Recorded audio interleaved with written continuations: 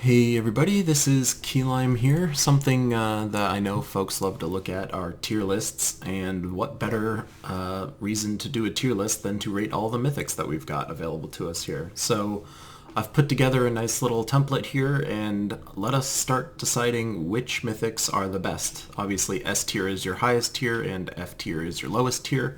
I'm going to try and consider a lot of different factors when rating these. Ultimately, anything that I'm putting in S tier are going to be useful pretty much all the time, whereas something in F tier is something that more or less has no value whatsoever, aside from just having it Pokemon style, collect them all. So, let us begin throwing these cards into their respective tiers and talking about why they are or aren't any good. So let's start with the first one here. So we have Abyssea. Abyssea is a demon-style troop. Ultimately, what she's all about is just blowing up the board, and then you can potentially summon a Infernal King. Basically, she's not that amazing. For 22 mana, you can kind of do this blow up the board thing. There's troops that can blow up the board for a lot less. The only other thing that she's really bringing to the table is the fact that she can summon an Infernal King. Demons gaining 1 attack and life at the start of each turn is pretty poor, so ultimately she's not that great. She brings some survivability, but nothing super great, so I'd throw her in C tier. Not quite the worst, but certainly not anything that special. Our next friend here is Arachnid Weaver. So Arachnid Weaver is definitely someone who's pretty damn solid. One thing that's not super fun about him is that he doesn't have a lot of loot potential unless you actually kill someone.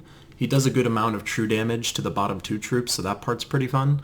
But when it comes to, how many lineups can I actually fit Arachnid Weaver into, that's where things get a little bit harder to do. So, since he's a monster-type troop, he's stealthy, he's pretty survivable. If you have him, he's definitely really solid. If you don't have a ton of other mythics, he's not awful, but I wouldn't necessarily put him in a ton of different lineups. The fact that he webs everybody is pretty nice. The fact that he can summon people is also pretty nice.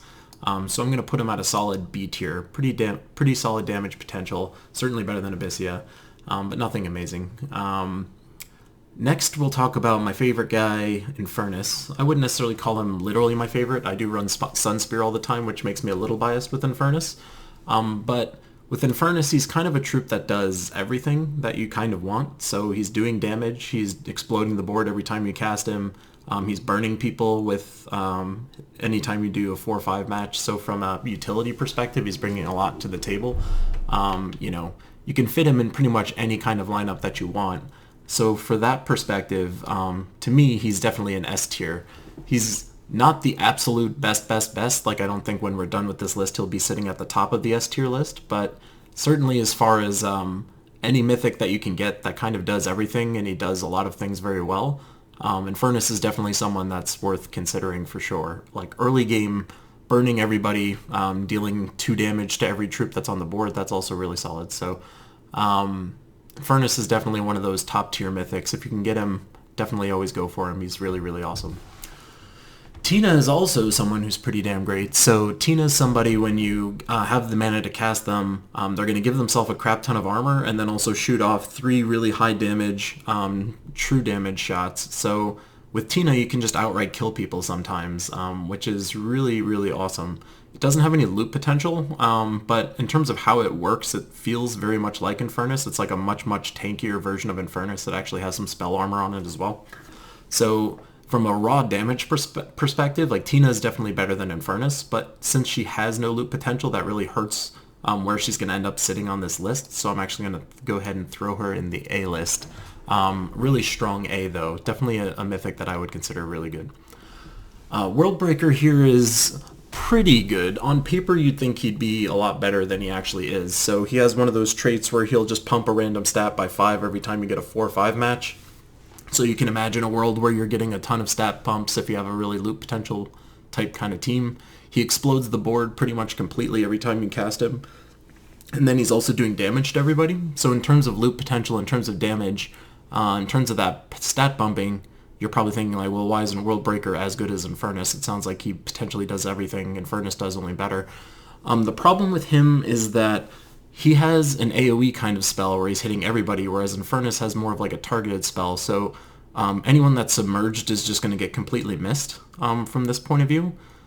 So from that perspective, that makes him a little worse. It's a little easier to defend against his damage. The damage that he does is also a little worse, like to per troop basis. So for him, he's someone that you kind of have to build him up a little bit. The fact that he's a Dragon Centaur is pretty fun. So if you're running like a Dragon Guard class, you can potentially be magic pumping him with that.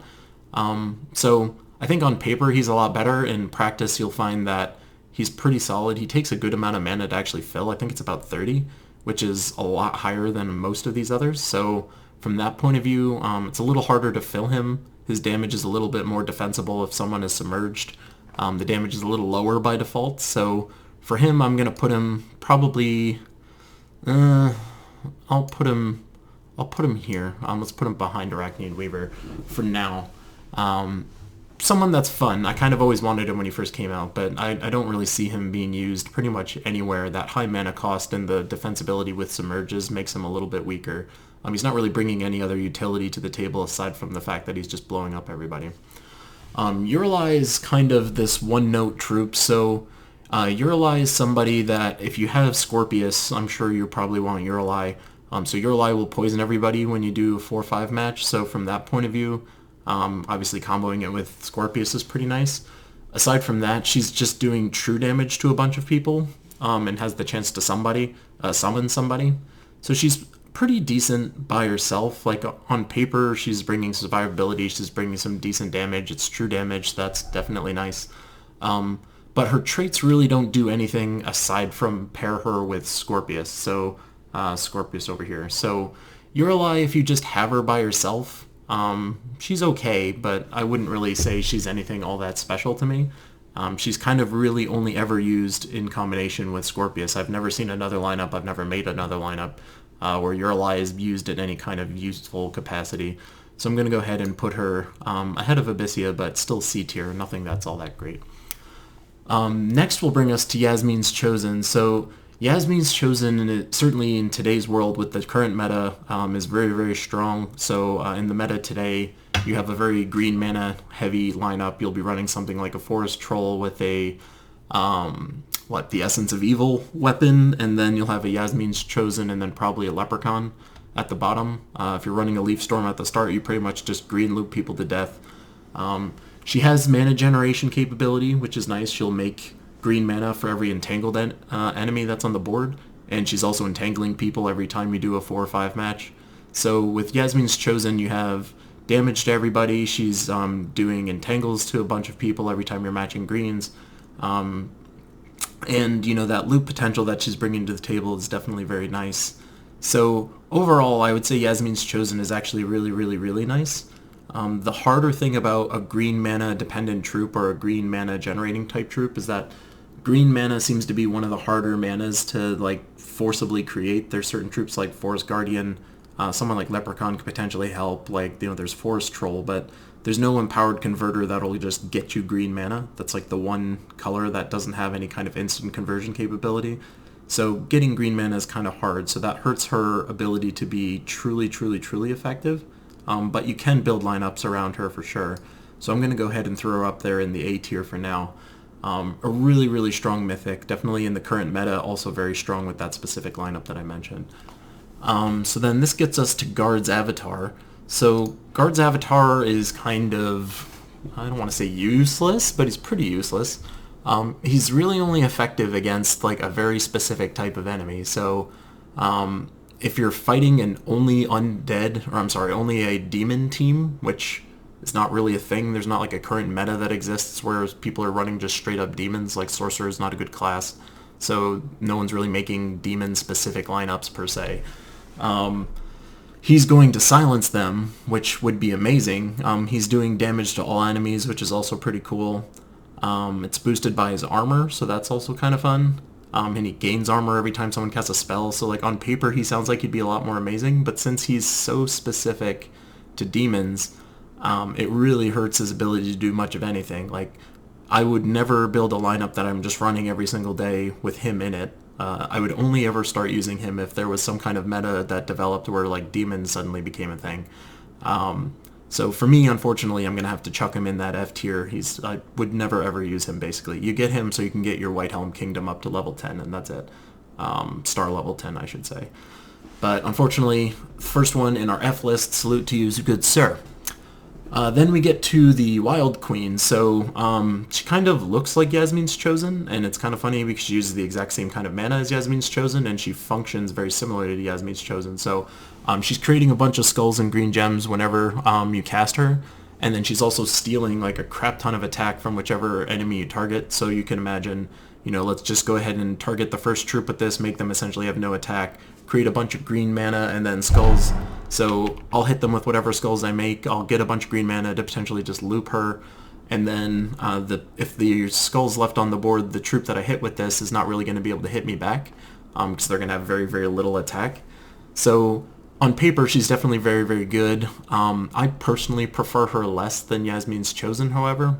While she kind of serves the same kind of purpose, she's not doing damage the same way that Yasmine's Chosen is. She's doing damage to everybody, whereas the Wild Queen is actually just creating skulls, and hopefully the skulls are what's creating your damage. Since that attack that she steals goes to your first troop, you can imagine that when they actually do match skulls with the skulls you're making, it's going to do a good amount of damage, of course. And if there's any return fire, that troop at the top doesn't really have any attack left because you stole it all. So on paper, I think she's really, really good, but I think in practice, I prefer Yasmine's Chosen anyway. The fact that she's entangling people all the time really, really helps. She can just loop with the green mana. She can actually potentially make more green mana than the Wild Queen, assuming you have everybody entangled. So from that perspective, I'm actually going to put her in the B tier, in the upper B tier. Definitely really solid, serves a very similar purpose to Yasmine's Chosen, but I think when it comes down to the two of them, I would prefer Yasmine's Chosen over Wild Queen. Then we get to Pharos. So Pharos is Pharos-Ra more specifically. I'm sure if you've been hunting the Dawnbringer weapon, he's somebody that you actually care about. But overall, in terms of like using him, so I'm gonna rate him as if he's just a mythic that I would use and not from a soul farming perspective. Obviously, if you're making a soul farming tier list, he's like S tier. But if you're making a used in any other capacity tier list, we have to look at him from that perspective. So his traits are purely around soul farming. He's immune to some basic effects. But his actual ability is transforming yellow gems to purple, which is very cool. I like that, so he's got some loop potential there with him.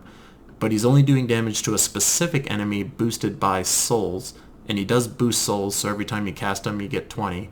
So with just a Pharos in your lineup, with no other soul boosting type people in your lineup, he's going to be doing decent damage with some loop potential, but he's not that amazing.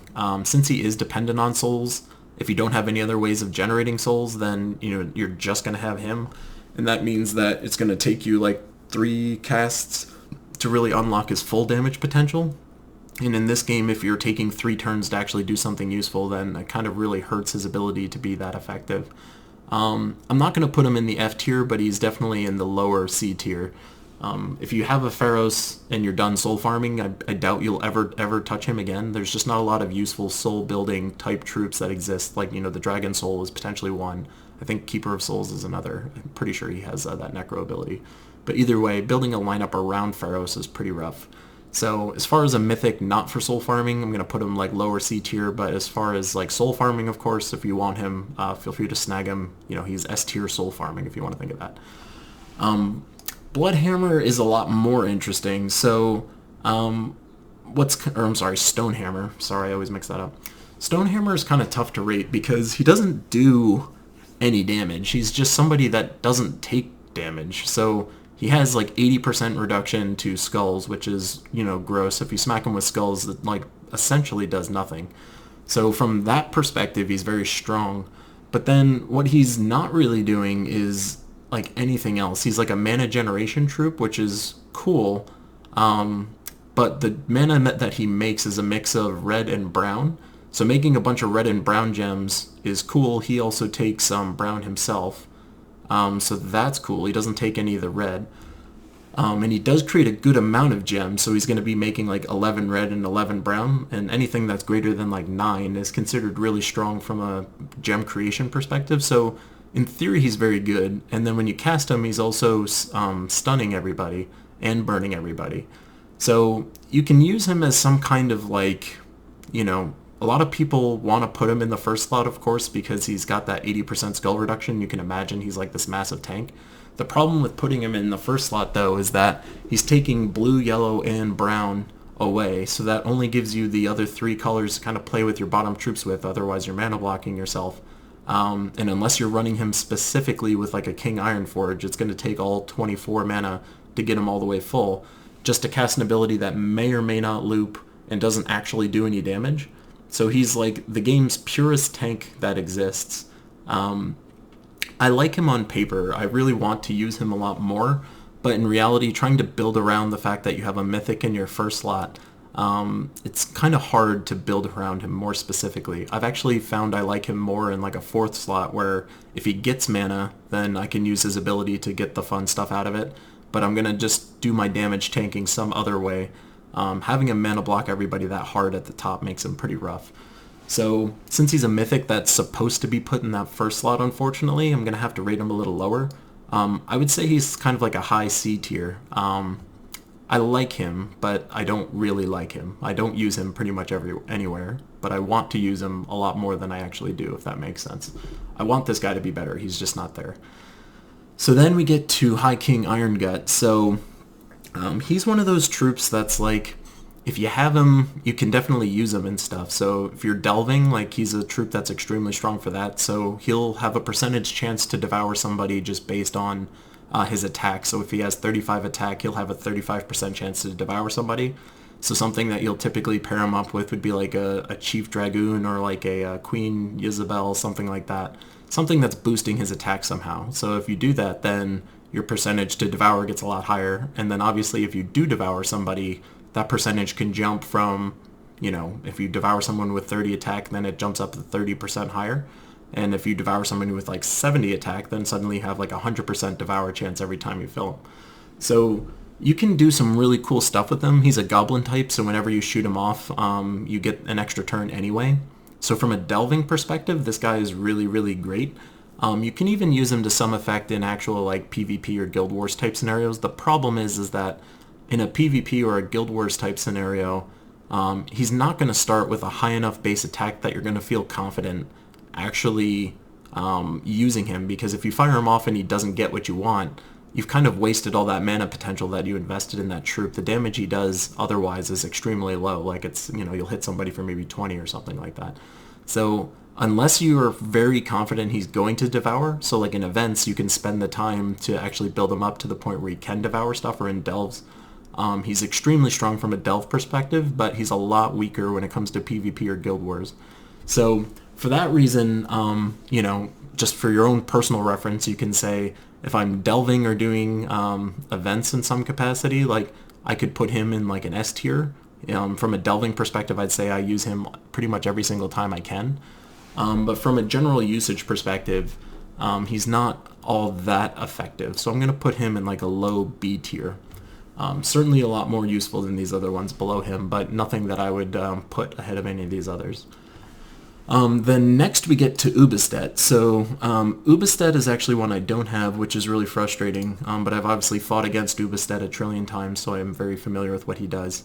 So basically, if he kills somebody, then he's just going to kill somebody else for free, which is really strong, and he does like a good amount of damage by himself. So the trick with Ubastet is that since he's boosted by all ally and enemy attack, casting him early is when he does his most damage potential. When nobody's dead yet, you have 8 troops to consider when it comes to his damage boosting versus just like, you know, 3 or 5 if you're using him later on. So early on, if you have a way of doing some damage with him, you can just cast him, he'll clean up one troop, and then immediately kill another troop. So from that perspective, he's really strong. His traits are really not all that noteworthy. There's nothing else about him besides that insta-kill effect that's really great. So from that point of view, you can definitely use him a good amount. Like, I think he's one of the early mythics you get, you'll love him to death. Once you have a lot more mythics, you'll probably like him a little bit less, but he's still very, very strong. So I'm actually going to put him in like an upper B tier for now. I'd actually probably put the Wild Queen ahead of him. Since he has no loot potential, that kind of makes him a little bit worse to me. He's kind of like a fire and forget type troop. If you're actually getting the kill with him, that's really nice. But you need some other way to do damage first before you cast him, because he's not going to do enough damage by himself to just outright kill somebody. It's kind of the downside with him. So Champion of Anu is next. So Champion of Anu is somebody that I think everyone falls in love with, but isn't actually nearly as good as everyone thinks he is. He's not awful, but everyone gets super attached to the idea that he pumps up every blue person on your team by one stat every single turn. So, you know, your attack, your defense, your magic, your health all go up by one every single turn. That sounds amazing. On like a Guild Wars Blue Day, you could imagine like, you know, creaming your pants over the fact that you can get +1 stat every turn. But the reality of this game these days is that you're not going to get a ton of turns. Like, it's not like you're going to have 20 turns or something like that. And if you do, that's a very weird game that's happening. Like, most games are probably decided within the first like 5 moves these days. Like, within 5 moves, you're either already winning or you've already lost. Like, it's one of those types of things. It's very rare where things get beyond like 5 to 10 moves and then, you know, you can scrap it out. It's entirely possible, of course, but it's not very common. His ability that you cast off is very nice. So you're going to silence and mana drain whoever you hit with it and then hit everybody below them. Not for a ton of damage. So from a damage dealing perspective, he's not that great. The utility of actually being able to silence and stun somebody and then ultimately like dealing damage to everyone below them, that's pretty fun. But I don't use him all that much. I'm not a big fan of this +1 every turn type thing. I don't think it's very strong. I'm going to go ahead and throw him in the C tier, probably below Bloodhammer here or Stonehammer, whichever one. He at least has some level of loot potential and utility. From a damage perspective, like, he's really not doing all that much, and he's a set and forget type troop. You know, his skull reduction is not all that interesting to me because I would never really want to, again, put like a mythic in your top slot. That's kind of hard to build around, especially since he has no loot potential himself. That makes him even worse. So I don't find him all that useful. I know a lot of people love him. I don't find him all that interesting, personally. I do use him sometimes, but certainly not that great. So C tier for me. This brings us to Jotnar. So Jotnar, of course, if you have your Titan leveled all the way up, he's the mythic giant class type troop. So with him, you're getting a barrier every time you do a 4 or 5 match, so that's pretty fun. So your entire team, you know, he'll barrier a random troop on your side with a barrier every time you do a 4 or 5 match. So if you have a lot of loot potential, he's very cool. You'll just get a lot of passive barriers by having him in your lineup. So from that perspective, he's pretty cool. His ability when you shoot it off is doing true damage to, you know, somebody. So you just pick a person and it does a bunch of true damage. And it's boosted by giant allies and barriered allies. So from that perspective, he has potential to do a really good amount of damage. His boost ratio is ×7. So if you're running a lineup that's 4 giants and all of those giants are barriered, that's what, 28, that's like 56 extra true damage in like an ideal scenario. And he does about 20 something by himself. So you can theoretically shoot him once and do like 70 something true damage, which sounds amazing. The problem with him is that it's a one-shot ability, and that kind of makes it a lot worse. So like these days there's other troops that have one-shot abilities that are maybe not as strong as that, but they're still pretty comparable. So from that perspective, I don't really see myself using Jotnar that much. Since he's boosted specifically by giant allies on top of barriered allies, you kind of want to build a giant specific team with him, which really limits the troops that you can potentially use with him. So like if you're not using him in a giant specific lineup, you're hurting your damage potential and what he brings to the table, and then you're kind of more just leaning on his barriers. And if you're trying to barrier your troops, there's other troops that can kind of barrier you easily or more readily. So from that perspective, he's pretty cool, but not necessarily that great. I'm going to put him at the bottom of the B tier. I would probably use him before these people. But not that amazing. I might actually move him down to a C tier later, but we'll see. So this brings us to the more recently buffed Wulfgarok. So Wulfgarok is kind of similar in how he functions to like an Ubastet. So the difference is that with Wulfgarok, like when you hit somebody, if you kill them with his ability, he devours somebody else. So that's, in theory, insanely strong. So the benefit of devouring somebody is that, obviously you're getting all the stat perks that you get by devouring somebody. That's a really strong thing to do.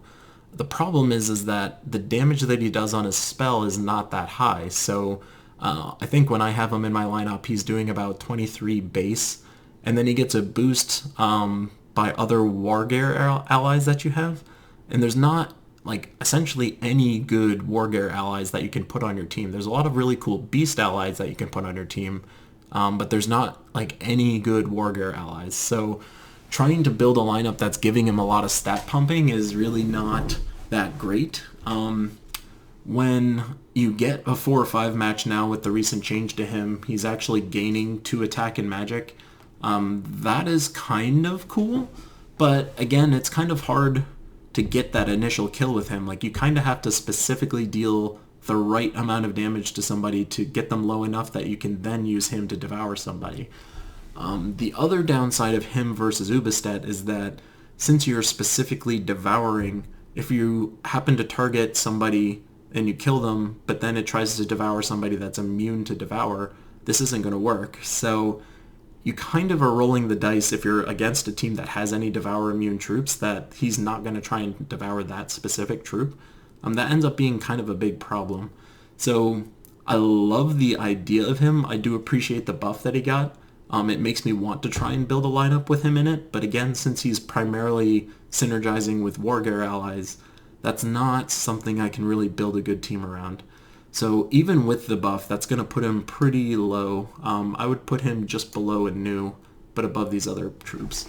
I want to like him. They've made him a little better, but if before he was a super low C tier, now he's maybe a mid tier C tier. So that was a minor buff to this troop, unfortunately. Which gets us to Gargantuar. So Gargantuar, I do not like pretty much at all. I'm chucking him right in the F.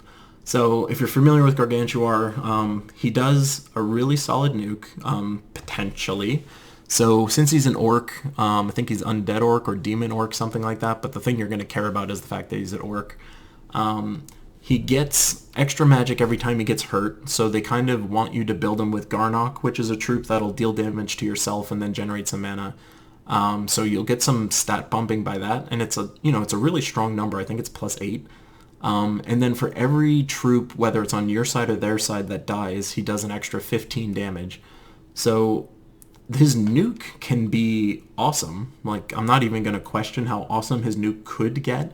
But the problem is that if you've already killed that many troops, you're in one of two scenarios. You're either in a scenario where you're fighting a massively summon-heavy lineup.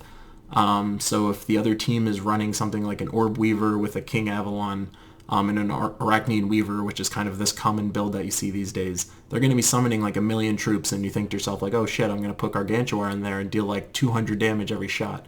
You're not wrong, but at the same time, the troops that are summoning troops are more often than not stealthy. So if they're stealthy, you can't target them with Gargantuar, so you're going to need some other way of targeting them somehow.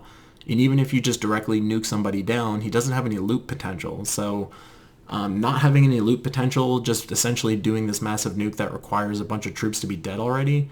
And again, if you're not fighting a lineup that has any kind of summoning going on, at best you're going to have a 15 if one of them's dead, or a 30 if 2 of them are dead, and then a 45 if 3 of them are dead. So you're thinking holy shit, that's a ton of damage. But if you've already killed 2 troops or 3 troops, the odds of that you needing something that strong to finish them off is pretty low. If they're already that dead, having someone that's super strong to finish off the last guy, it's kind of you're probably already in cleanup mode, you've already won, so just that extra damage you're getting from the nuke is not making anybody amazing. So I want to like him. I like the idea of boosting his damage, but you just can't build an effective lineup around him. I'll put him ahead of Gard's Avatar. But he's F tier. Unfortunately, pretty much every orc is F tier. So that's going to bring us to Ketras. So Ketras is kind of cool. So a lot of these Tauros type troops, there's a few of them, have this ability to do one massive nuke, and then it's boosted by all of their attack and life and armor. So that is theoretically very strong. So When you have him and you cast him, he's like, if he's untouched completely, that initial nuke can be like pretty sick, like, 50 to 75, like maybe even 100 damage. He's also stat pumping himself every single time you match red gems. So from that perspective, again, that nuke kind of builds itself up pretty fast. So unlike Gargantuar, who I just like shit all over, Ketras is somebody who's going to do a lot of damage like straight out the gate. So that part is very cool. And the fact that he stat pumps by himself is also very cool. From that perspective, I think he's definitely better than Gargantuar. Some people really love Ketras. Like, there's a lot of folks that I talk to that will have Ketras in a lot of builds. I think kind of players that have been playing this game for a long time seem to value Ketras more than people that have been starting more recently. I kind of started like maybe 8 months ago or so playing this game, and I don't have Ketras, and I'm not really missing Ketras. Like, I've never seen a lineup where I'm like, oh, if only I had Ketras, I would be in such a better spot. So again, he doesn't have any kind of loot potential. The other kind of value that he's bringing is that nuke that I mentioned that's very strong is also doing half to the adjacent enemy, so it's like a really strong nuke with splash damage. That part makes him very cool. From a damage potential perspective, he's very good, and I like the fact that he stat pumps himself on reds. That's also very cool. So his damage potential is really high, but he has no loot potential, which definitely hurts where he's going to end up in this tier list. So I'm probably going to end up throwing him in like a low B. I'd put him probably above Jotnar, probably above High King, probably above Worldbreaker. Put him about right there. I like the damage that he can do. But again, if you get hurt with him, that really hurts his damage potential. So if you lose all of your armor and you're like half health, his nuke's going to go from something like a 75 to like a 20 something. So from that perspective, I mean, maybe not literally 20 something, but like, let's just say 30 something. Like, it really hurts his damage potential if he gets hurt. So the earlier you can cast him, the better. Or if you have a ton of stat pumping to him and then you cast him, that's also nice. So you're trying to protect him at all costs. Useful, but not more useful than a lot of other things. Which then brings us to Possessed King. Possessed King to me is the best mythic in the game. I say that with pretty full confidence. I'm looking around who's left. So full disclosure, Possessed King is my most used troop in the game. In the game, we'll list him as my favorite troop. He fits every single lineup that you can make, which is kind of why he's the best. You can use him in events, you can use him in Guild Wars, you can use him in PvP. If he fits in a delve, you can bet your ass I'm going to try and put him on a delve team. And what he's so great with is the fact that whenever you match a 4-5, he's going to blow up a couple other gems on top of it. So you get 2 explosions every time you do a 4-5 match. If you're running him with a class that also does that, you're getting 3 explosions every 4-5 match. And as long as you're running a storm of some kind, you can almost guarantee that every single 4-5 match you do is going to then generate another 4-5 match, which then potentially generates another 4-5 match, which then potentially generates another 4-5 match. So with Possessed King on your team, mana generation goes through the roof. Also, as a result of all those explosions, you might just be getting skulls randomly, so you might just be matching skulls and smacking them again, and then doing another explosion and then smacking them with more skulls if there's like a Doom Skull or a Doomstorm running. He just accelerates your lineups from like 0 to 60 in like a half a second. Like, he's the Tesla, 2075 model. Like, this thing goes 0 to 60 in no time flat. Possessed King is going to accelerate your lineup insanely quickly. He has a spell, but his spell is kind of whatever. I always refer to it as this Hail Mary thing. So it'll do some damage to everybody. It's not atrocious, but it's only something like 20, which isn't all that exciting. It's boosted by demons, but the boost on it is super low, so you're never really going to do a lot of damage with him. The reason I call it a Hail Mary, however, is that you have this chance to transform.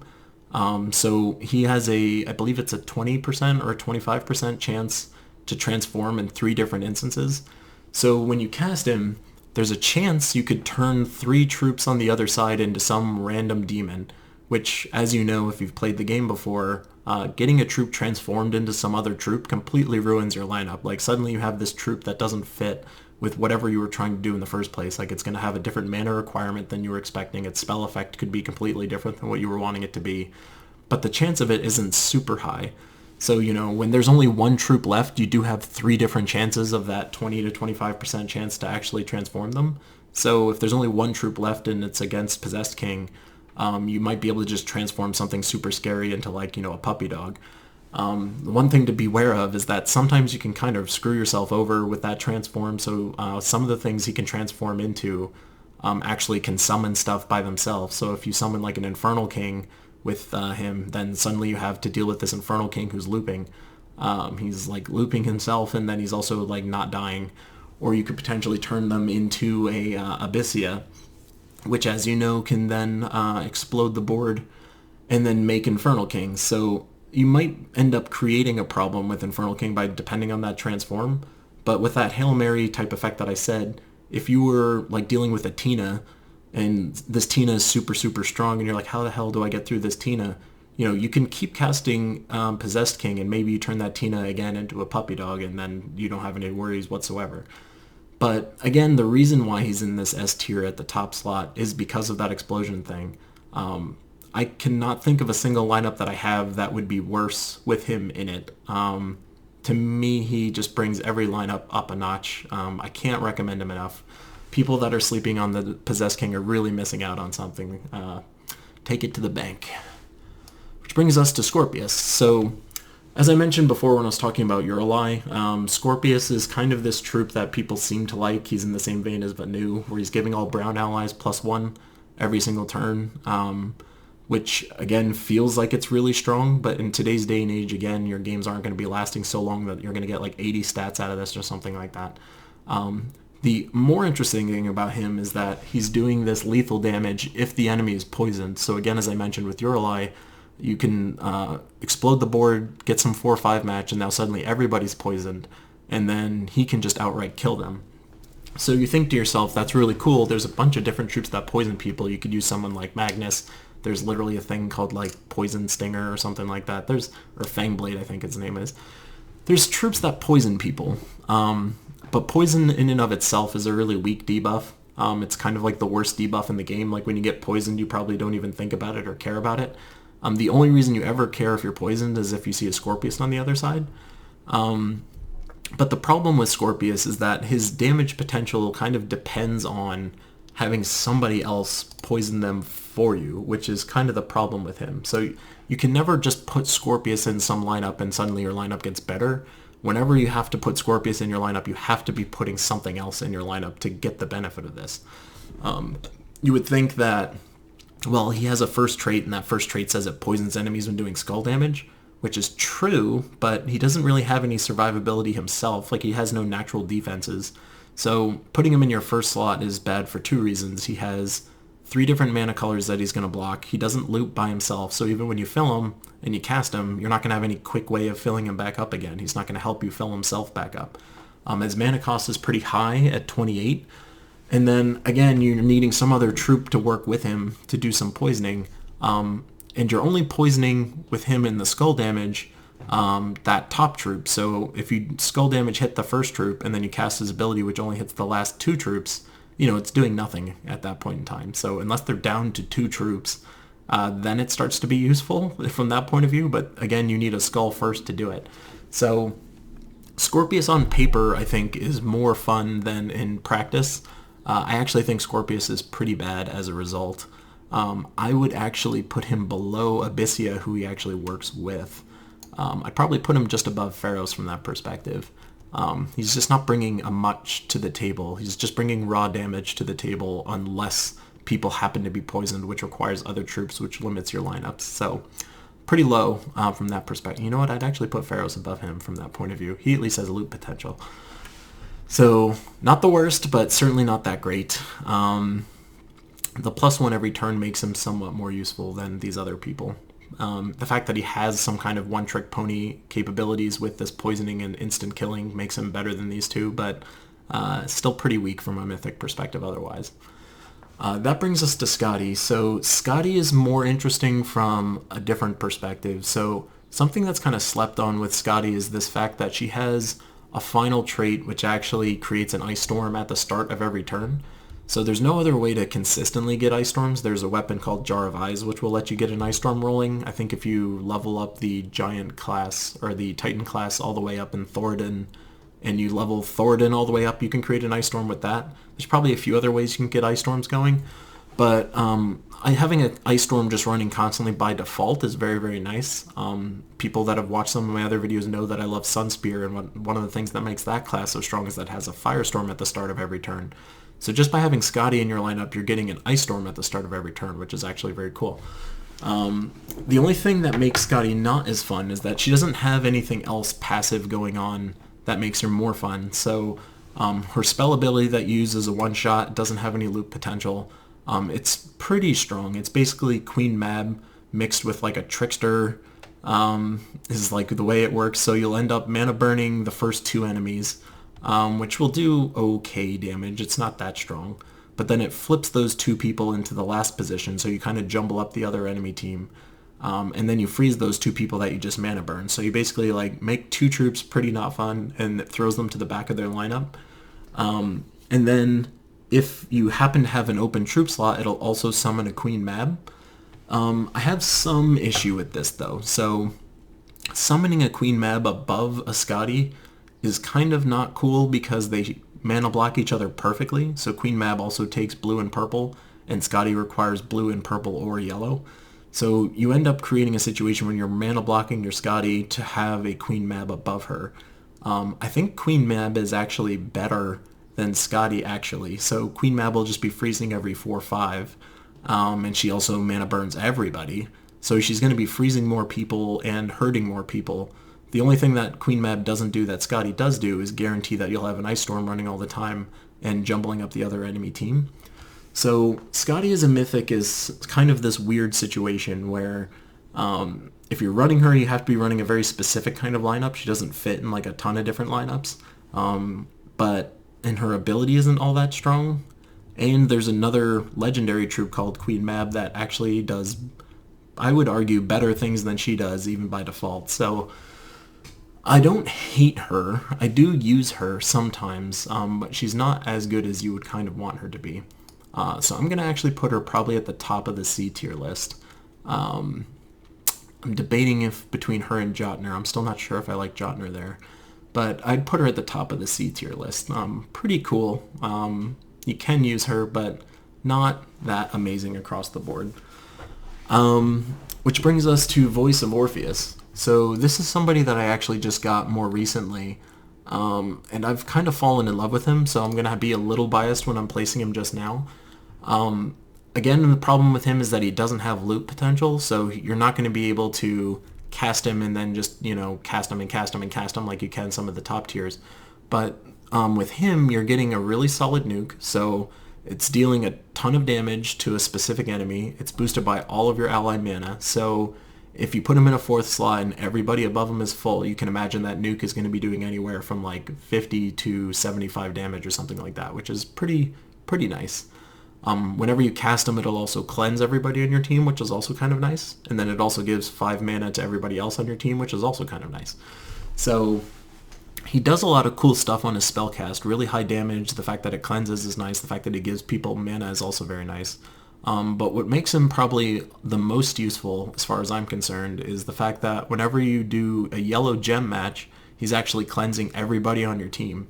So you think of troops that you like to put in your lineup to try and get a cleanse done, like something like a Mercy, like an Apothecary, maybe a Divinia, just to try and get a cleanse all, or Sister Superior, I think is their name. They all have to cast a spell to do it. With him, you just get cleanse to everybody by default as long as you're matching yellow gems. So I find him actually very strong. The utility of being able to cleanse everybody is very, very strong. In PvP these days, cleanse is probably like the best thing you can have in your lineup, aside from obviously damage and loot potential and all this other fun stuff. But having cleanse in your lineup is extremely strong. So I'm actually going to put him up in the A tier, probably a low A tier. But I do think he belongs up there. The amount of utility you get just by putting him passively in your lineup is very strong. His nuke is very strong. His spell does a lot of cool stuff besides just raw damage. So from that perspective, he's actually pretty cool. I like him a lot. So that brings us to Elamogrum. Elamogrum is somebody that I want to like more than I do. Elamogrum is somebody that can make mana, so if the enemy is burning for some reason, he'll create more purple mana. He's like a demon dragon, I think, is his designation. So if you're running some kind of like magic pumping lineup with the Dragon Guard for the dragon half of them, or you're trying to run something else that's like affected with demons, that could be fun. I find purple mana generation to be something that isn't all that fun or exciting to try and build around. What's more fun about him is that he's stealing attack, well not stealing, but reducing attack on the other enemy team every time you do a 4-5 match. So every single time you do a 4-5 match with Elamogrum, you're making the enemy team 4 attack less. So you can imagine it's pretty quick to get the other team down to 0 attack if you have a very loop heavy lineup with him in it. The problem I have with him is that the damage that he does is actually pretty low. So from that perspective, it's kind of hard to like hurt the other team while you're doing this. You're really just, he's more used, I would argue, for his mana generation and his attack reduction than his actual damage that he does himself, which is pretty poor. So I like him, but I find myself not using him because reducing someone's attack down to 0 is of course nice, but you could easily argue that someone like Yasmine's Chosen, for instance, is just entangling people, and once you have everybody entangled, then, you know, their attack is essentially 0. So from that perspective, it's kind of like you've done the same thing and she can do it a lot faster.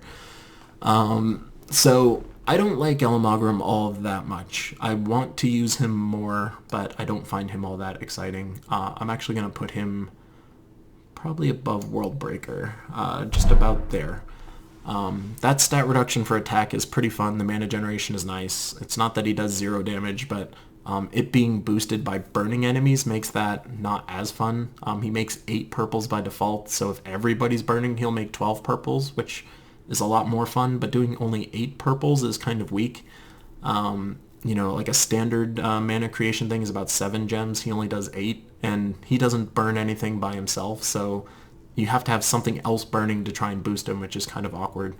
So I'm going to put him down there. He brings more utility to the table than someone like Worldbreaker, but not all that especially interesting, unfortunately. Which is going to bring us to Megavore. So Megavore is actually really fun and interesting. You'll find him used in a lot of like delve teams or even event teams. Since his main ability is destroying all armor, it doesn't matter how strong the enemy is. If they have like 7,000 armor, which is literally impossible, but even let's just say they had 1,000 armor, it reduces it to 0 immediately. So him against somebody like Tina, who's just pumping his armor like crazy, it just evaporates it completely right away. And it evaporates the entire enemy armor when you use him, so that's really nice. His nuke is also very strong, so I think on my game he's about base of 55 damage just out the box. So 55 damage, which is basically 55 true damage, since he just destroys all armor when you cast him, is actually really, really strong. So from like a single target nuke perspective, that's really great. And the utility of just casting him once and destroying all enemy armor is really, really strong. So you can imagine if you had a lineup where like Infernus and Megavore were in the same team. You cast Megavore once, and then the entire enemy team is down to 0 armor, and just their life is helping them. And one of the troops is obviously hurt by Megavore. Someone like Infernus can just run cleanup at that point and probably kill somebody or potentially 2 people just by casting one, then the next.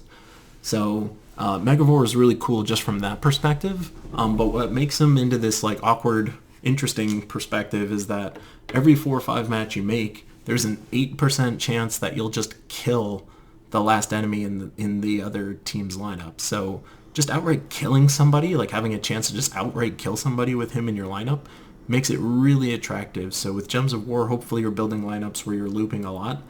Someone like Megavore in your lineup will just net you free kills, which is kind of busted. Like when you're in a game and you get like 3 of these free kills, it just feels like the game is so broken at that point. Obviously it's an 8% chance, so it doesn't happen a ton, but whenever it happens, it's like a massive boost to your lineup. Like, you know, it's like almost a free win at that point. So Megavore's just core ability that you use is really strong. He also submerges himself when you cast him, which is kind of fun, a little more survivability there. So overall, you know, really strong in events, really strong in delves, very useful in a PvP or a Guild Wars scenario. He has a ton of utility and an instant kill potential, so Megavore is really, really, really strong. I would put him Probably in the A tier, but at the bottom of the A tier. He doesn't have a ton of extra utility. You know what? I'll put him over Voice of Morpheus. I'll put him below him, actually. He's in there somewhere. Let's put him in the A tier, but maybe bottom A tier. Definitely very cool. Queen Aurora is a very cool defensive troop, and I swear what would make her amazing is if she cleansed, but unfortunately she doesn't. So she'll let you generate a bunch of mana for whatever mana you choose. So what's kind of nice is that if you have her in a lineup, you can just guarantee that she's going to, you know, if you're building a bunch of red mana, then you can just have her make more red mana. So she'll help whatever lineup you put her in. She also has this nice trait called Rainbow Link, which will give you bonus mana. So every single time you match any gem, you'll get an extra mana just by having her in your lineup. So that part's also very nice. And then she also heals everybody and barriers everybody, regardless of what kind of troop they are. So that's really nice. So the fact that she can create mana, she can barrier everybody, she gives everybody life. You're getting bonus mana just by having her in her lineup. From a defensive troop perspective, she's really, really nice. Barrier is like one of the strongest buffs you can have on your side, arguably next to Bless.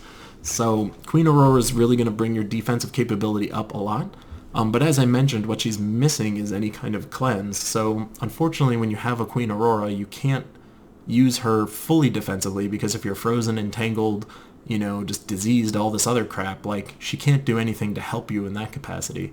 So unfortunately, that kind of brings her a little lower in the list. Barriers in life is great, the mana generation is great, but unfortunately without cleanse, that kind of hurts her utility a lot. So I'm going to put her in the B tier,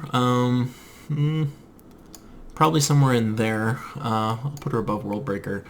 A really nice defensive troop, but again, when you're missing cleanse, you'll find that even when you're casting her, you're going to wish she cleansed people, but she's not. So you're going to find that if you're putting her in your lineup, you're going to want to also put someone who can cleanse in your lineup, which is kind of awkward.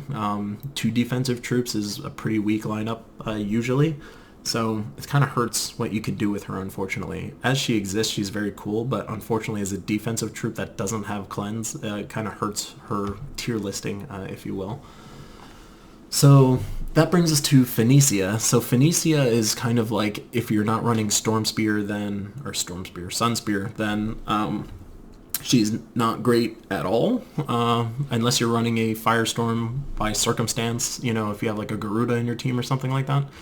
But in general, she's pretty much like a run Sunspear or don't use kind of troop, so that really limits what you can actually use her for. Her damage potential, however, let's just say you are running Sunspear, is really strong. So I talked about her before in another video, but she can theoretically do somewhere from like 50 to 80 something damage to everybody, and that's without Fairy Fire or anything like that. That's just base. So doing like 75 damage to everybody on the other team is like stupid strong. Like, you know, we rated some of these mythics up here, and he only does like 55 to 1 troop. She's doing like 75 to 4 troops. So you would think that would place her super high on the tier list. But the problem with her is that she doesn't have any loop potential. She requires that you run a very specific class to use her. Like, you need some way of forcing a Firestorm, and there's not a lot of great ways to do that outside of running a Sunspear class. Her damage potential is really, really strong. But again, it's this AoE style damage. So like Worldbreaker, as we talked about before, if the enemy is submerged, then it does 0. So that kind of hurts her ability to do a lot of damage as consistently as some of these other top tier mythics can. So I want to like her a lot more. You would think with that kind of raw damage output, she would be insanely strong. She is insanely strong, but she's very specifically used, which really hurts her positioning on the tier list. I would probably put her there. That seems about right. You know, I might even go there. Just because she can only be used with one kind of class, that really hurts. Like, her damage potential is so strong, but she has to be used so specifically that kind of really messes up, like, how you can use her, unfortunately. In certain lineups, she can be really nice, but unfortunately, you know, unless you're running a Sunspear, then she's kind of, like, just pretty good. So I think down there actually makes more sense. I might move her later. Doomclaw is kind of fun. So He's got a 25% chance to devour folks above and below him. That part is interesting. So you can imagine he's like a roll the dice kind of cast. He's also boosted by enraged allies, and he enrages people on every 4-5 match. So if you're doing some kind of skull damage, having a Doomclaw in your lineup can potentially be fun. But really what you're using him for is that 25% devour chance. Like in terms of raw damage potential, he doesn't do as much as a lot of these other mythics in the list do. But what makes him more fun is that he can devour potentially 2 troops. So with one cast, if you do a giant nuke to one troop and then you devour the 2 next to it, that's like sick. Like, you won. Like, congrats. Like, Doomclaw is going to be stupid strong at that point, and you've already killed 2 troops and already hurt another. So, I mean, the chances of having something amazing happen are pretty low. So again, it's a 25% chance for one troop and then a 25% chance for the other troop. So the odds of you devouring one is pretty low. The odds of you devouring both is also pretty low.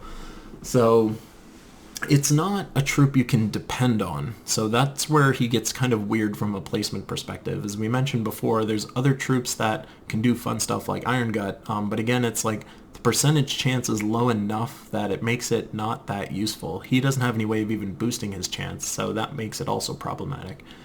You can use him in delves or events. So like if you're doing a Tower of Doom event, and you don't have a lot of ways of scaling up with the enemy team, you can just kind of like, bet it all on black style and just say, well, let's go ahead and just, roll the dice and hope the heck that he devours people, and then suddenly you're going to win. You can do that. But that's kind of like the only use case where he's used. I wouldn't use him in a PvP lineup. I just don't see him bringing a ton of value there. And again, I'm not going to build a lineup around having a chance of devouring people. That's just not strong. It's not dependable enough. So unfortunately, that really hurts where you're going to put him. In some events, he has a lot of utility, but in, other general usage, he's pretty weak. So I'm actually going to put him, I'd say there. Certainly better than these people, but not that great.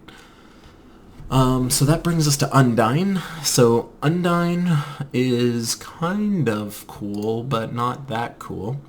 So he's going to be doing damage to a specific enemy and then the next enemy below them.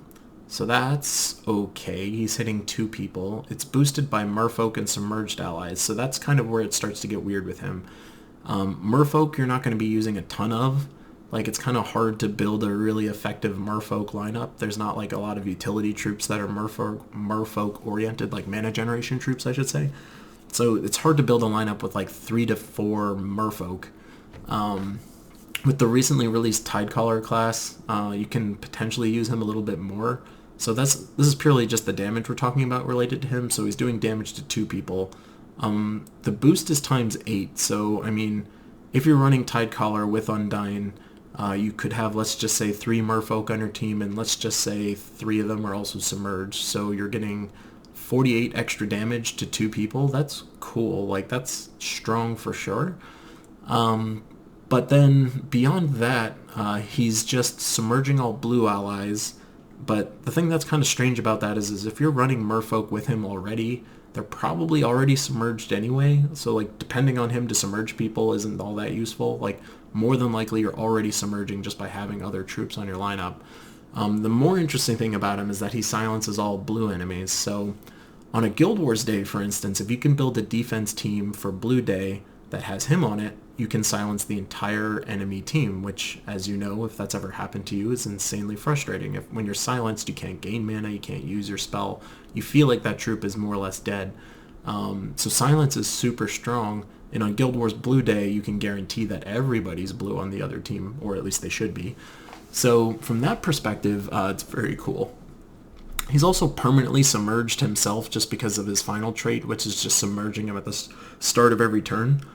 So I like him, but from a damage potential perspective, it's not that high. He doesn't do a ton of damage. Even with all the boosting, it's not going to be a ton, and it's only to 2 people. And the silence piece is only affecting blue troops, which actually really hurts his effectiveness. Like, where are you going to put him? So from that point of view, it really hurts where we're going to put him in this tier list. I'm probably going to put him about there. That feels right. It's kind of hard to put him any higher than that. I can't imagine using him over any of these other troops. Like, trying to build around him is extremely complicated, and not very effective. If he didn't have utility on Guild Wars Day, like, I probably wouldn't even put him here. I'd probably put him at the bottom of the C tier. So unfortunately, Undine lands about there. So then that brings us to Tian-Yi. So this is a weird troop, and unfortunately for me at least, he feeds into this idea of a lineup that I just hate. So he's stunning a bunch of people, so that's fun. He's dealing damage to one person directly and then splashing the two people adjacent. So from a damage potential point of view, it's okay. Like, it's not a ton of damage, it's not true damage, so the damage part of it's not that cool. He's stunning everybody that's affected by that, so that's more fun. You're going to be able to stun 3 people whenever you cast him, so that's kind of cool. His damage potential gets better, however, if his attack is greater, so he gets a 2x bonus to his spell damage if his attack is greater than other people. He does have very high base attack, so like just by default, he'll probably have higher attack than other people. Especially if you're doing PvP and doing like lower tier PvP fights, he'll definitely higher attack than people. So from a damage potential perspective, he's pretty okay. No loot potential, so that kind of hurts. He's a set and forget kind of hero. You just shoot him off, and that hopefully was cool.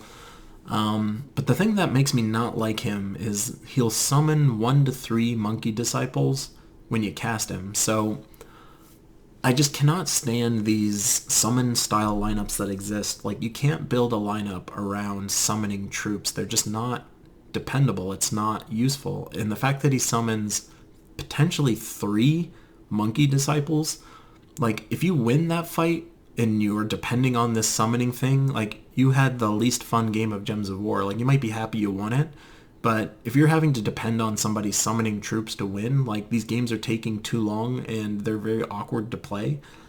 So I really can't stand any kind of summoning lineup on offense. Like, to me, on offense, like, summon should not be something you expect or depend on to be successful.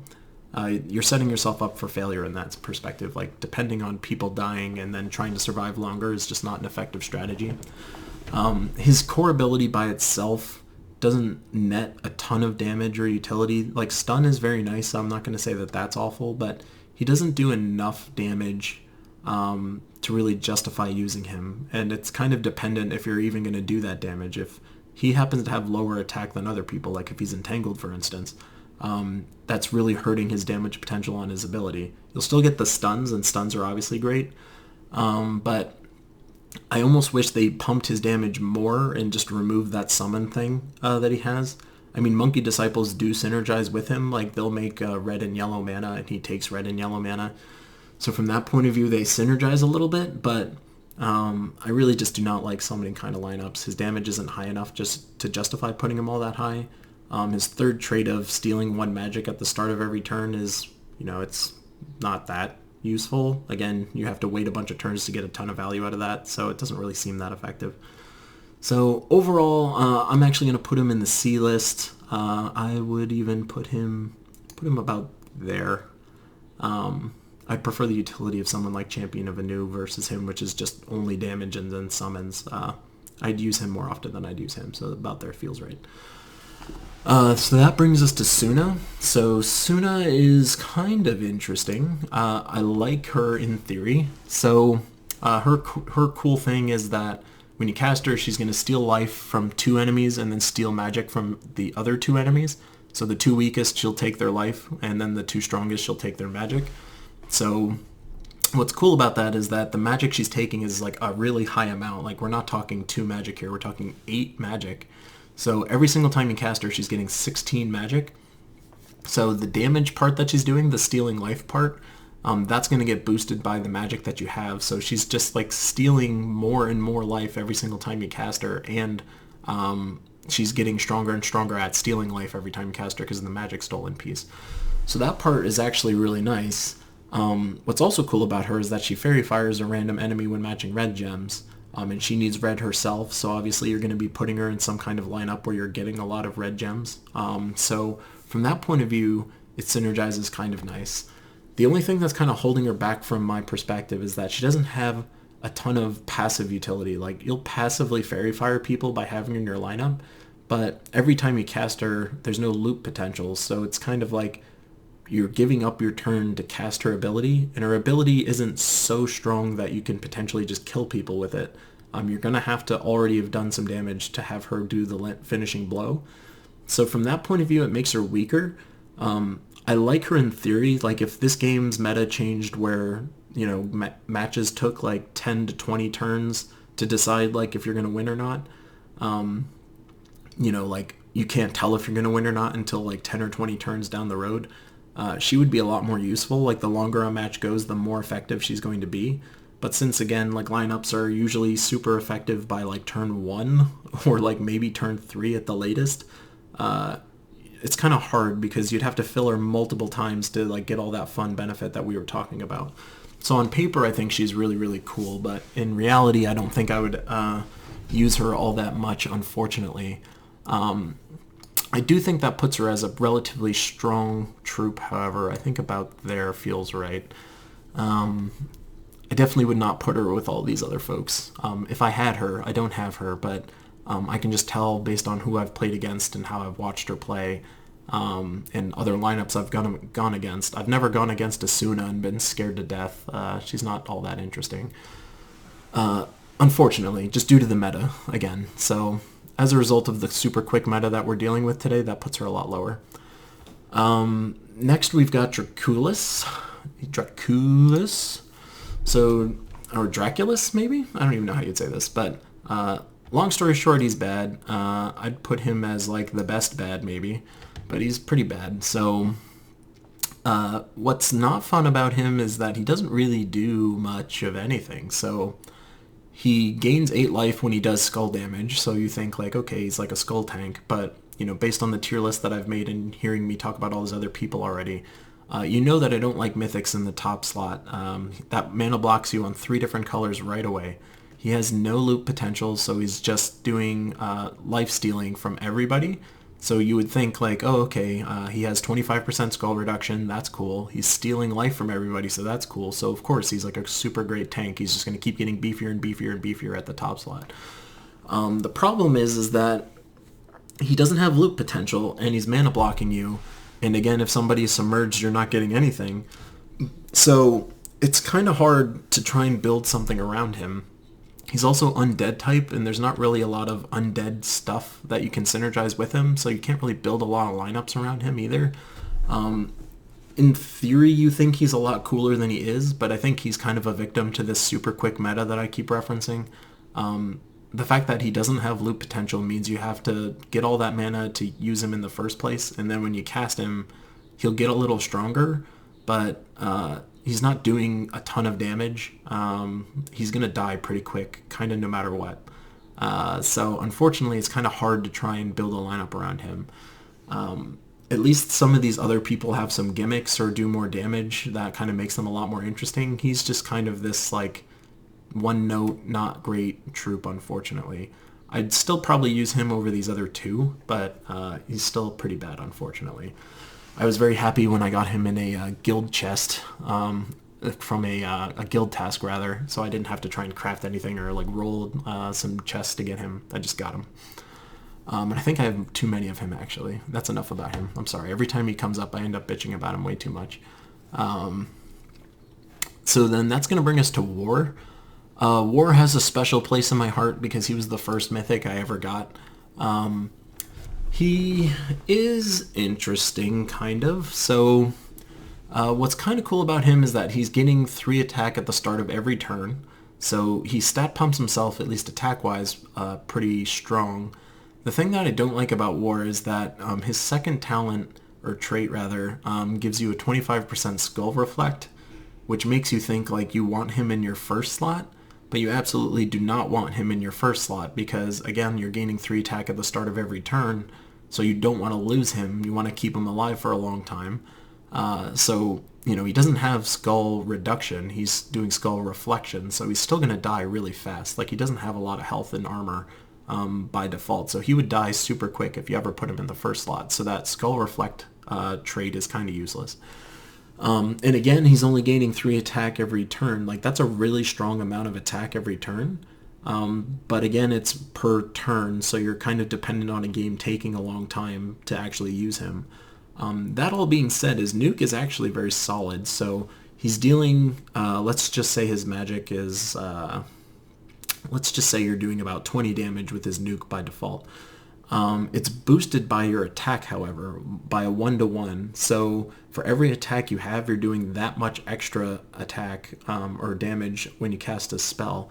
And if you kill somebody, you get an extra turn. So early on when I first got him, like, he felt busted. Like, you know, at a super early level like that, he was just sniping people left and right, and it was sick. And I thought he was like one of the best people in the game. It wasn't until I got a lot later into the game that I realized that he's not that great. Like, his nuke can do a lot of damage, but again, you'd have to wait a lot of turns to really get to that epic tier.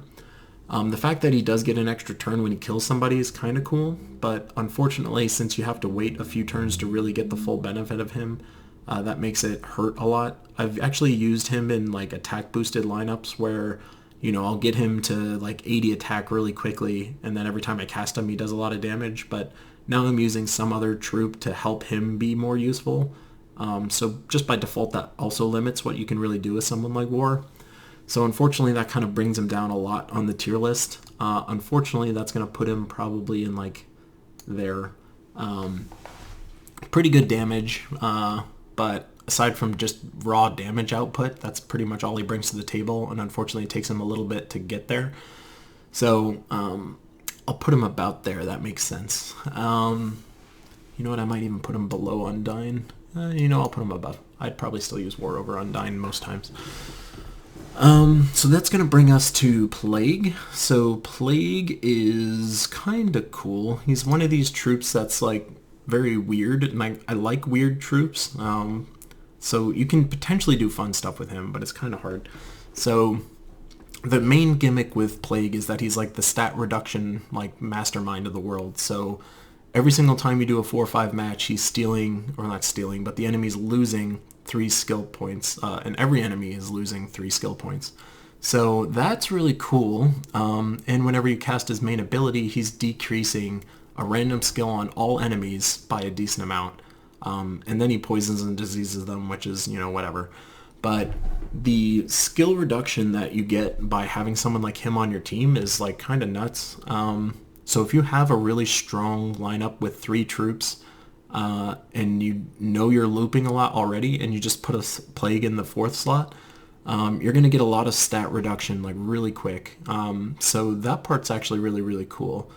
The thing that's not as fun about him is that he doesn't do damage per se. So, you know, one of the skills that he could be reducing is life, or obviously armor. So from that perspective, he's theoretically doing damage, but he's not like doing tons and tons of damage. Even if he's doing it that way, it's kind of like a trickle. Where you're getting the most fun out of him is when he's reducing like attack or magic. Like that's where things get really fun, because it's pretty easy to get someone down to 0 magic or 0 attack. They don't have like a trillion of it. So from that point of view, he's kind of interesting, but since he doesn't do any outright damage himself, casting his ability is kind of this hit or miss thing. Like, I like him a lot more passively than I like him actively. I could definitely see me putting him in a 4th slot and just never touching him, and just getting some minor benefit from his, 3 skill point reduction every 4 or 5. But his active ability is just kind of like a super version of that. But you waste your turn by doing it. So giving the enemy a turn just to do some stat reduction is not as fun.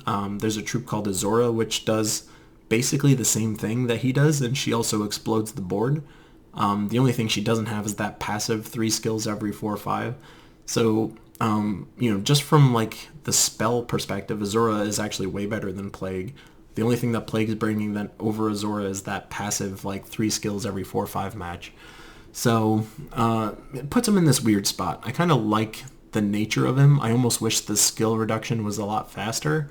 Instead of maybe being 3 skill points, it would be like 4 or maybe 5. Like, that could get really crazy really fast, but that would at least make more sense. As it stands, it's hard to build a lineup around, like, I'm going to definitely be looping like a crap ton. The other thing that's kind of nice about him is that he's got the Impervious, so he's immune to all status effects and Devour and Mana Burn, so he's pretty resilient to any kind of weird debuff stuff that's going on. So it's kind of hard to place him in here. I'm actually going to put him at the top of the C tier. I can find value in him, whereas these people all require kind of specific conditions to be useful. He's kind of in a similar situation. He requires specific conditions, but he's probably a lot more interesting to have in your lineup than some of these other folks would be. And that brings us to his weirder brother. So now we've got Plague. So Plague, sorry, I have to look him up since I don't have him either. Oh my god, this isn't Plague, this is Famine. Oh, I'm such a moron. So Famine. So he's annoying when you're up against him, so you've probably gone up against a Famine, and whenever he casts a spell, it's super dumb. So he drains all the mana from all of your enemies. So on defense, that's like super, super annoying to go up against. On offense, that's also pretty cool. So while he doesn't have loop potential in and of himself, like at least what he does have is that he destroys all of the mana from the other team. So if they were building up a bunch of mana and they're about to do a lot of cool stuff, and then you just cast Famine, you know, they're back down to 0 and you've still got all your mana. He also does damage, so he's going to be doing damage to a specific enemy boosted by the amount of mana drained, which is actually kind of cool. So Voice of Orpheus, his nuke is getting boosted 1-to-1 from all the mana that you have on your side. Like Famine's kind of the opposite, so he's just blasting somebody for like a really good amount of damage. Let's just say the other team was mostly full. You know, his nuke is probably going to do somewhere like 50 damage, like maybe even higher, like 50 to 70 damage. And you're also draining all the enemy mana, so that's actually really strong. The problem with him, though, is, again, that he doesn't have any loop potential, so that's kind of strange. It makes it less effective. Like, I think the best way you can use someone like Famine is by putting him towards the end of your lineup, like having him in the 4th slot, and basically just casting him as an emergency. It's kind of hard to put him in a higher troop position, because without loop potential, putting all this mana into him and then casting him, it's not as effective as kind of like using it more later on in your lineup. His traits aren't all that interesting, so at the start of every turn, the first enemy loses 3 skill points. That's, you know, it's whatever. That's not that great. But his actual spellcast is pretty damn strong. So I think, again, that's going to put him like in this upper list. I would actually probably put him above Plague from that point of view. From an active spell perspective, he's way better than Plague. From a passive trait perspective, like Plague is way better than Famine. These are pretty equal in my mind, like really high C tiers. His active ability is really, really nice, though. And the damage is also really, really nice. So this brings us to their other brother, which is going to be Death. So Death, I think, unfortunately, is pretty rough. So he's death marking everybody, which, as you know, gives you like a 10% chance to actually kill someone. That's not that great. Death marking everybody is kind of scary, like it puts somebody in a state of anxiety, but they're not usually going to die right away. He's doing some damage to everybody, but it's one of those split around everybody kind of things, so it's not a ton of damage. That's not that awesome. It's boosted by his life. But again, from like a base health perspective, he doesn't have like a ton of base health, so your damage you're going to get out of that isn't all that special.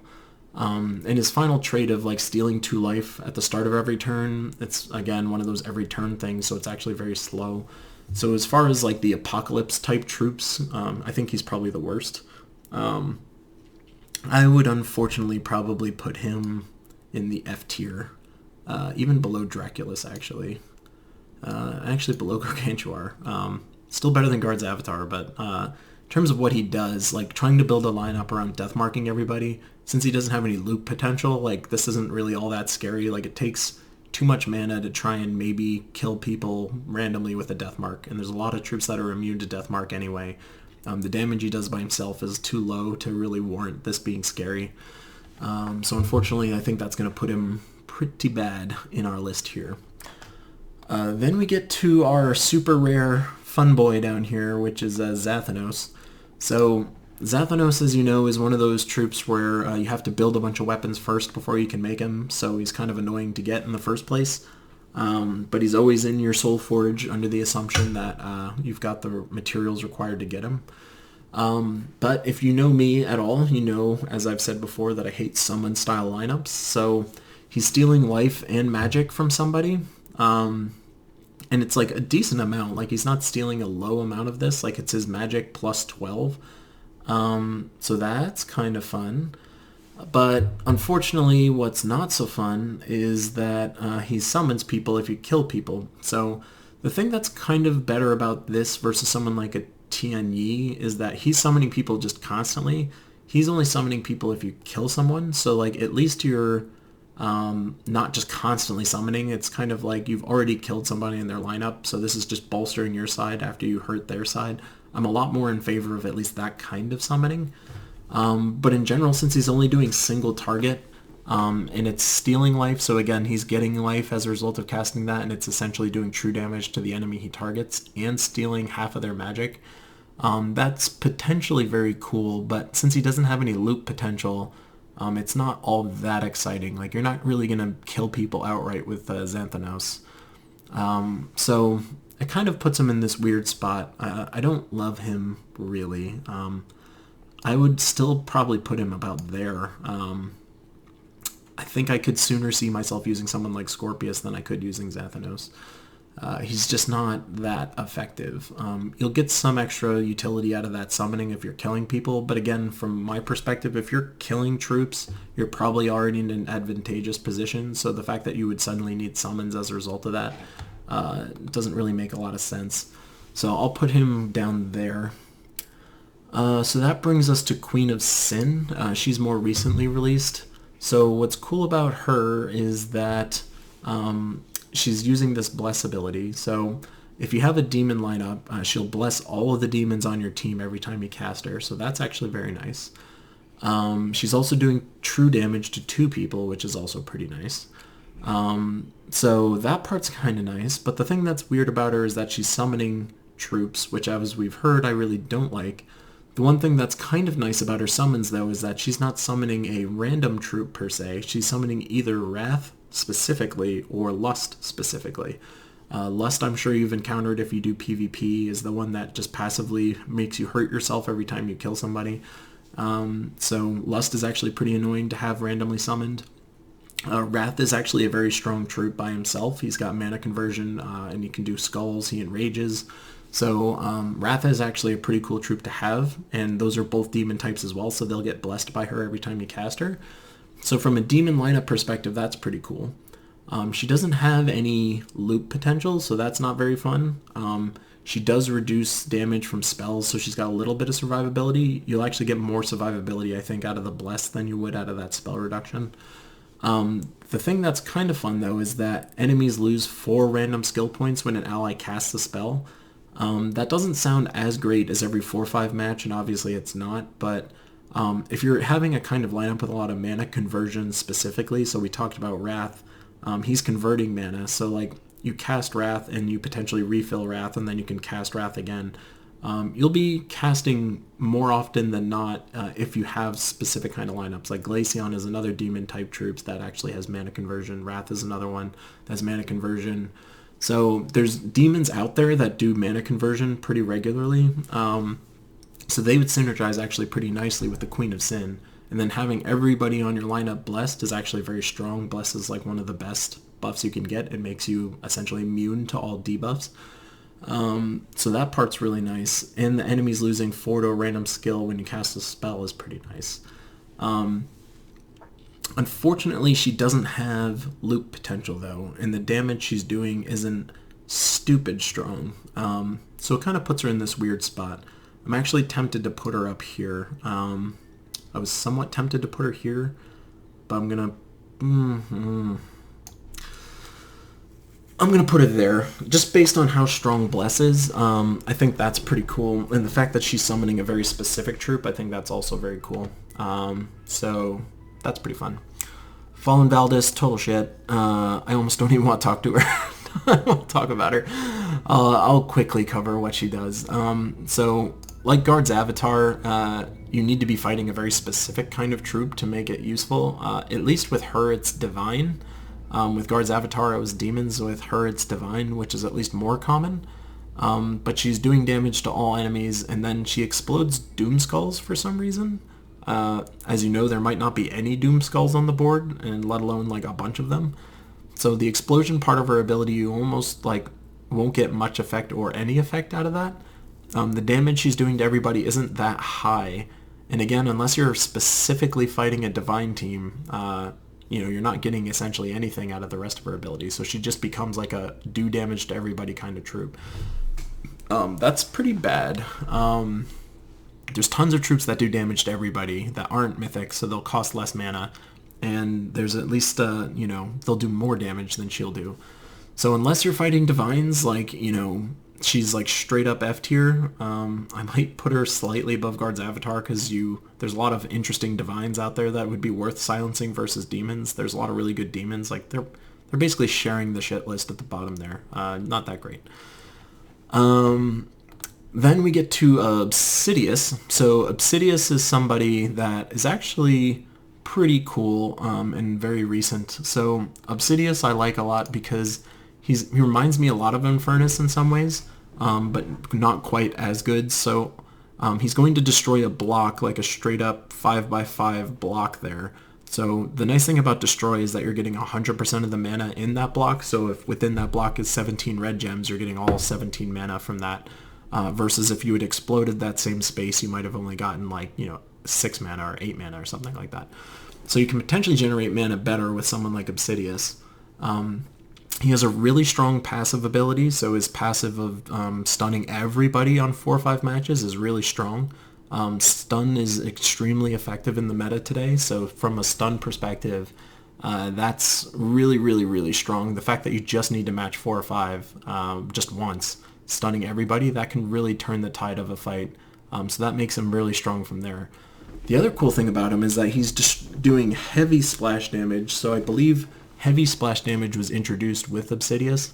What heavy splash damage is doing is that it's doing 75% of the damage to the 2 people next to him. So the first person that he targets will be getting the full brunt of the attack, and then the 2 people next to him will be getting 75% of it.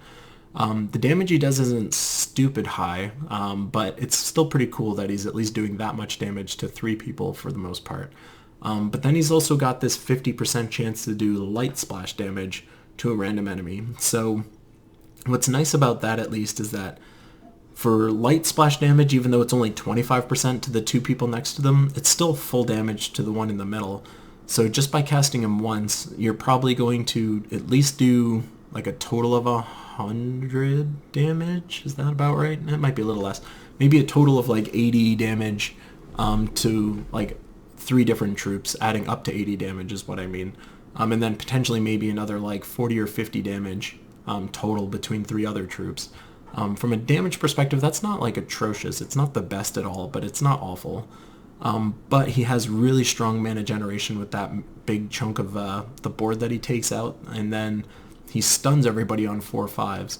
So that makes him pretty cool in my book. I actually rank him really, really highly. I would probably put him in the upper B list here. I might even put him there. The utility of having a stun for everybody makes him like extremely strong. So I would put him right up there from that perspective. So then we get to, I'll save our big buddy Zuul there for the end. We have this Shade of Zorn guy. So Shade of Zorn is somebody that I just kind of don't like. He's one of these summoning type troops again, so you're going to summon a random orc, or not random orcs, but 2 Fists of Zorn when you kill people. So from that perspective, he's okay. That part's not so great. The damage that he's doing isn't also that great either. So the damage he's doing is okay. And then it's boosted by red allies and skulls, which is like kind of interesting. So like maybe when you shoot him off, you're going to be doing about, let's just say 40 to 50 damage, which isn't awful. And then if you kill somebody, he's going to summon 2 Fists of Zorn, which again are those empowered troops which make skulls. That's okay. From a summon perspective, at least they're only when somebody dies. so I kind of like that. What I don't like about him is that his abilities, again, since he's an orc, this game really wants you to build orcs with Garnok. Garnok is, again, that does 1 true damage to all of your troops, and then he makes some mana on the board. So Shade of Zorn is obviously meant to be put with him, and so is Gargantuar. But the problem with that, again, is that when you hurt him, he gets 4 mana, but he also has Stealthy, which means that it's harder to hit him with spells. And he also doesn't really have any other way of surviving beyond that. So, like, he's not a tanky troop by any means. He's, like, stealthy, but he gets mana when he gets damaged, but it's not, like, a ton of mana. So having 4 mana every time you get hurt is not that great. You'd have to hit him, like, 6 times to fill him all the way. And if you're getting hit 6 times, more than likely, like, you're not in a good spot. So, he's not that great. The damage isn't super high. You're only summoning if you kill somebody, which means you're already in an advantageous spot. They kind of are forcing you to put him with a troop like Garnok, which, again, forces you down this weird orc lineup thing, which aren't that great. So overall, I think he's pretty bad. I'm not going to put him in the F list. Am I? I might. I put him at the top of the F list. He's pretty bad, unfortunately. So, last but not least, that is bringing us to our old pal Zuul. So Zuul, as you know, is the troop that requires a crap ton of powers of orb, or orbs of power, that is, to make. So this is only something that endgame players are really going to be able to make. You can't, like, spend your money to get some way of getting Zuul faster. You have to be playing the game for a long time, be in a very active guild, be getting tons of orbs to eventually create Zuul'Goth. So with all that investment, let's hope that this troop is amazing, right? So what he does is he just outright kills somebody, so that's cool. It doesn't matter if they're immune to anything, it doesn't matter what they are, it doesn't matter how much life they have, they just die. You just point at them and they die. Then what's interesting is that you burn and freeze everybody on the other team, so that's also really strong. And then he creates 12 skulls, which is like a ton of skulls. The problem with this, though, is that you can shoot it once. So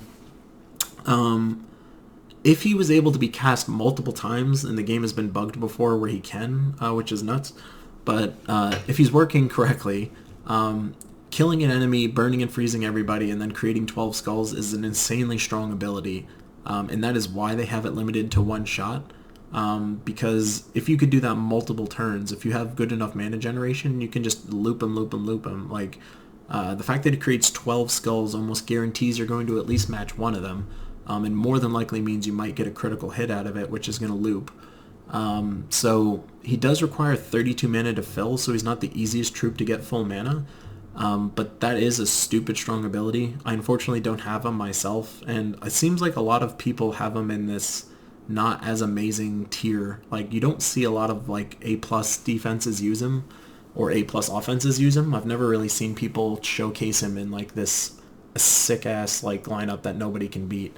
I think there's more potential in Zuul than people give him credit for, however. I could definitely see myself building around him in the 4th slot. Just outright killing somebody is just really strong. So from a Zuul perspective, unfortunately, you would think that would put him in the S tier considering how hard he is to make. Unfortunately, I don't think he's that good, but I do think he's pretty good. I'll put him at the bottom of the B tier. So that is our tier list for all the mythics that are in the game. So I know that was a lot. That was a long video. Of course, I'll take a screen cap of this and post it in various places. But hopefully you learned a thing or two about the mythics in the game. If you didn't know what any of them did, you can fight with me about where I place these people in the list. I'm sure some people won't like where I put Higher King Irongut, for instance. Or Ketras even. I know people live and die by this guy, and I think I saw a list with him in the S tier, which was kind of bananas to me. So I think that's my list, and I hope you had fun listening to this. I'll make this video some other time if there's like a ton of changes to the game. I might update this list whenever there's a new mythic created. However, I think that's where things stand as of at least June 15th of 2019. So thanks for tuning in, and I will talk to you guys later. See you guys.